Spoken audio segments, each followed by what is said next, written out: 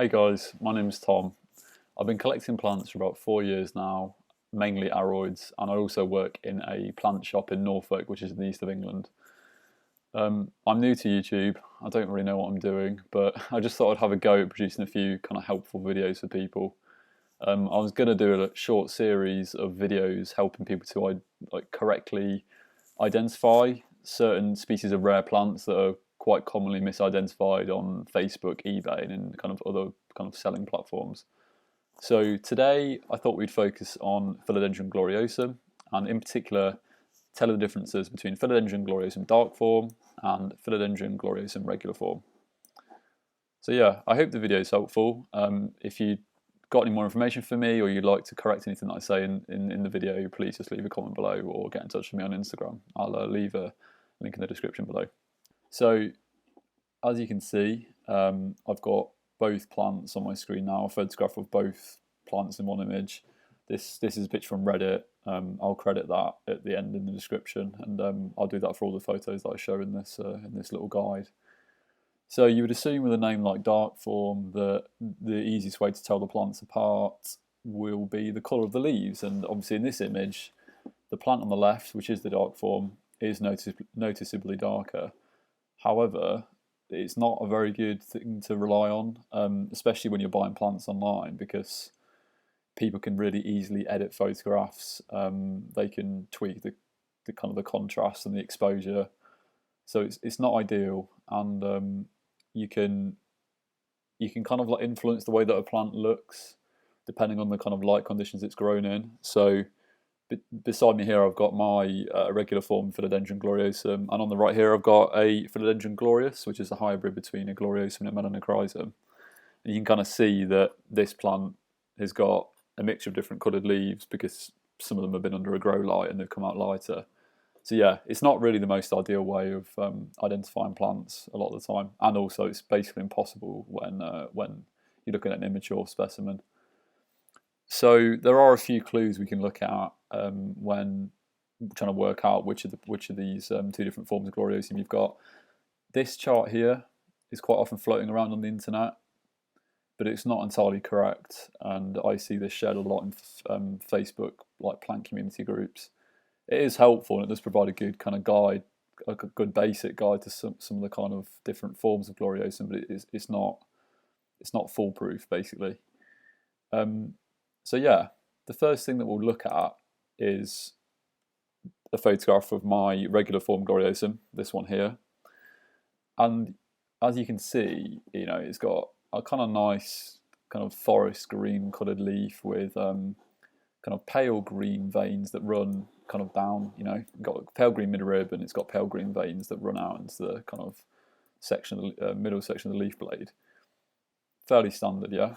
Well, if you look at a dark form Gloriosum here, this is another photograph from the internet that I'll credit in the description. The veining is quite a bit more prominent, both on the midrib and going out into the leaf blade. And the key thing to look out for when telling the difference between the two plants is that the veining on the Philodendron Gloriosum dark form pretty much goes out all the way to the leaf margin, so the edge of the leaf. Yeah, it's very prominent. I mean, there is a kind of Philodendron Gloriosum white veins as well, which is supposedly a different form, but with the dark form it is really obvious kind of that the veining goes out a lot further and is a lot more prominent than on the regular form. So that's kind of clue number one. Number two is the shape of the petiole. So this is a photograph that I've taken of my plant and the petiole.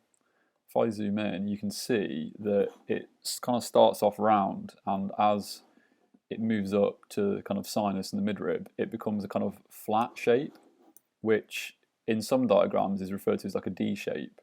If I zoom in here, a bit too far, you can see that it flattens out, and so you've got a curved bottom with kind of like a flatter top.